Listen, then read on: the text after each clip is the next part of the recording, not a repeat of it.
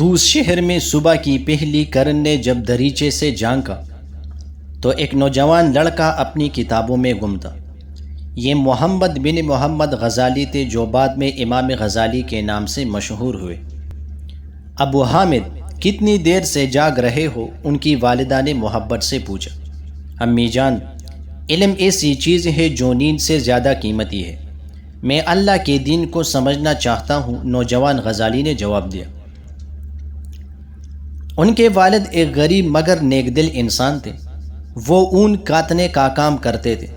جب انہوں نے وفات پائی تو غزالی بہت چھوٹے تھے۔ آخری وقت میں انہوں نے اپنے ایک صوفی دوست کو بلایا۔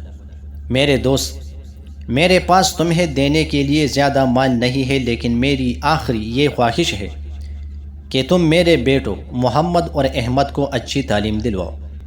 میں نے خود علم حاصل نہیں کیا، مگر میرا دل چاہتا تھا میرے بیٹوں میں یہ خواہش پوری ہو۔ اس صوفی نے وعدہ نبھایا اور جو کچھ رقم غزالی کے والد نے چھوڑی تھی اس سے دونوں بھائیوں کی تعلیم کا انتظام کیا۔ غزالی نے پہلے اپنے شہر طوس میں تعلیم حاصل کی، پھر جرجان گئے، وہاں امام ابو نصر اسماعیلی سے علم حاصل کیا۔ ایک دن واپسی پر ڈاکوؤں نے ان کا سامان لوٹ لیا۔ میرے بیگ میں میرے نوٹس ہے، وہ واپس کر دو، غزالی نے ڈاکو سردار سے التجا کی۔ ڈاکو ہنسا، تمہارے کاغذ، ان کا ہمیں کیا کریں گے؟ یہ میرا سارا علم ہے جو میں نے برسوں میں جمع کیا ہے۔ ڈاکو سردار نے سوچا اور کہا، اگر تمہارا علم صرف ان کاغذوں میں ہے تو یہ کیسا علم ہوا؟ اصلی علم تو دل میں ہوتا ہے۔ یہ بات غزالی کے دل میں تیر کی طرح چبھ گئی۔ ڈاکو نے ان کے کاغذات واپس کر دیے، مگر غزالی نے فیصلہ کیا کہ اب وہ صرف لکھنے پر انحصار نہیں کریں گے۔ انہوں نے سب کچھ یاد کرنا شروع کیا۔ اس کے بعد وہ نشاپور چلے گئے جو اس وقت علم کا بڑا مرکز تھا۔ وہاں انہوں نے امام الحرمین ابو معالی الجوینی سے علم حاصل کیا۔ استاد نے جلد ہی پہچان لیا کہ یہ شاگرد غیر معمولی ذہانت کا مالک ہے۔ غزالی، تم علم فقہ میں بہت آگے جاؤ گے، تمہاری سمجھ بہت گہری ہے، استاذ نے ایک دن کہا۔ جب غزالی صرف 33 سال کے تھے انہیں بغداد کے نظامیہ مدرسے میں استاد بنایا گیا۔ یہ اس وقت کی سب سے بڑی یونیورسٹی تھی، ہزاروں طالب علم ان کے درس میں شریک ہوتے۔ بغداد کی گلیوں میں ان کی شہرت کے چرتے تھے، بازاروں میں لوگ کہتے امام غزالی کا علم سمندر کی طرح گہرا ہے۔ ایک دن درس کے بعد ایک طالب علم نے پوچھا، استاد آپ اتنے بڑے عالم ہیں، اتنی شہرت ہے، کیا آپ خوش ہیں؟ غزالی نے مسکرا کر جواب دیا، مگر رات کو جب وہ اکیلے تھے اس سوال نے انہیں بے چین کر دیا۔ وہ سوچنے لگے، میں لوگوں کو علم سکھاتا ہوں، مگر کیا میں خود اس پر عمل کرتا ہوں؟ کیا میری نیت صرف اللہ کی رضا ہے یا شہرت اور عزت کی خواہش بھی شامل ہے؟ راتوں رات انہیں نیند نہیں آئی۔ وہ اپنے دل کو ٹٹولتے، اپنی نیتوں کو پرکھتے۔ مہینے گزرتے گئے، غزالی کی بے چینی بڑھتی گئی۔ ایک دن درس دیتے وقت ان کی زبان بند ہو گئی، وہ کچھ بول نہیں سکے۔ طالب علم حیران ہوئے۔ استاد کیا ہوا؟ سب نے پوچھا۔ غزالی نے سر ہلایا اور کمرے سے باہر چلے گئے۔ انہیں اپنی حالت سمجھ آ گئی تھی، یہ جسم کی بیماری نہیں دل کی بیماری تھی۔ میں لوگوں کو دین سکھاتا ہوں، مگر خود اپنے نفس کے گناہوں میں پنسا ہوں۔ میں شہرت چاہتا ہوں، تعریف چاہتا ہوں، یہ ریا ہے، یہ دکھاوا ہے۔ میں لوگوں کے سامنے ایک عالم ہوں، مگر اللہ کے سامنے میرا دل کیسا ہے؟ 6 مہینے تک وہ اس کشمکش میں رہے۔ ایک طرف دنیاوی عزت اور شہرت تھی، دوسری طرف اللہ کی رضا کی تلاش۔ آخرکار انہوں نے فیصلہ کر لیا۔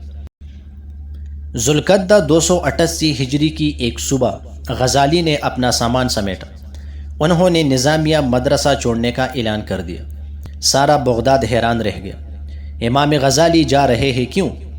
سب کچھ چھوڑ کر کہاں جائیں گے؟ اتنی شہرت، اتنا مقام، سب چھوڑ رہے ہیں۔ غزالی نے اپنے بھائی احمد کو اپنے بچوں کی دیکھ بھال کے لیے کہا۔ انہوں نے فقیروں کے کپڑے پہنے اور نکل پڑے۔ پہلے وہ دمشق گئے، وہاں مسجد اموی کے ایک کونے میں بیٹھ کر عبادت کرتے، روزے رکھتے، قرآن پڑھتے۔ رات کو جب سب سو جاتے تو وہ مسجد کے مینار پر چڑھ جاتے اور تنہائی میں اللہ سے دعائیں کرتے۔ ایک دن ایک بوڑھے فقیر نے ان سے کہا، بیٹا تم پہلے کون تھے؟ ایک مغرور عالم جو علم تو بہت رکھتا تھا مگر دل خالی تھا، اور اب ایک طالب علم ہوں جو اپنے رب کو تلاش کر رہا ہے۔ دمشق میں 2 سال گزارنے کے بعد غزالی بیت المقدس گئے۔ وہاں انہوں نے مسجد اقصی میں اعتکاف کیا، ایک آیت پر غور کرتے، ایک حدیث پر سوچتے۔ انہوں نے صوفیوں کی صحبت اختیار کی، ان سے دل کی صفائی کے طریقے سیکھے، نفس کے گناہوں سے کیسے بچا جائے یہ سمجھا۔ ایک صوفی بزرگ نے انہیں کہا، علم 2 طرح کا ہے، ایک وہ جو کتابوں میں ہے، دوسرا وہ جو دلوں میں ہے۔ پہلا علم آسان ہے، دوسرا مشکل۔ غزالی نے پوچھا، دل کا علم کیسے حاصل ہو؟ اپنے نفس کو پہچانو، اپنے گناہوں کو دیکھو، اللہ سے محبت کرو، دنیا سے دل ہٹاؤ۔ غزالی نے یہ سبق سیکھا۔ وہ اپنے دل کی حالت دیکھتے، جب غصہ آتا جانچتے کہ کیوں آیا، جب حسد محسوس ہوتی تو سوچتے کہ اس کی جڑ کیا ہے۔ بیت المقدس سے غزالی حج کے لیے نکلے۔ جب انہوں نے خانہ کعبہ دیکھا تو ان کی آنکھوں سے آنسو بہہ نکلے۔ یا اللہ، میں تیرے گھر آیا ہوں، میں نے دنیا کی شہرت چھوڑی، مگر ابھی میرے دل میں بہت سی بیماریاں ہیں، مجھے پاک کر دے۔ طواف کرتے ہوئے انہیں اپنی زندگی کے سارے لمحے یاد آئے، کس طرح انہوں نے علم حاصل کیا، کس طرح شہرت ملی، اور کس طرح انہیں احساس ہوا کہ اصل کامیابی دل کی پاکیزگی میں ہے۔ مدینہ منورہ میں انہوں نے رسول اللہ صلی اللہ علیہ وسلم کے روضے پر حاضری دی۔ یا رسول اللہ، میں آپ کا ایک کمزور امتی ہوں، مجھ پر رحم فرمائیے۔ 10 سال بعد غزالی اپنے وطن طوس واپس آئے۔ اب وہ بدل چکے تھے۔ پہلے وہ صرف ظاہری علم کے عالم تھے، اب باطنی علم بھی حاصل کر چکے تھے۔ انہوں نے اپنے گھر کے پاس ایک چھوٹا سا مدرسہ بنایا۔ کچھ طالب علم آئے، استاد ہمیں علم سکھائیے۔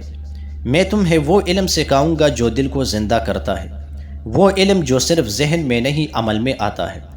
انہوں نے اپنی مشہور کتاب احیاء علوم الدین لکھنی شروع کی۔ یہ کتاب 40 حصوں میں تھی۔ اس میں انہوں نے بتایا کہ دین کیسے زندہ کیا جائے۔ ایک حصے میں انہوں نے لکھا، انسان کو چاہیے کہ ہر کام میں اپنی نیت دیکھے۔ نماز پڑھتا ہے تو کیوں؟ کیا اللہ کے لیے یا لوگوں کو دکھانے کے لیے؟ روزہ رکھتا ہے تو کیوں؟ صدقہ دیتا ہے تو کس نیت سے؟ دوسرے حصے میں لکھا، دل کی بیماریاں جسم کی بیماریوں سے زیادہ خطرناک ہے۔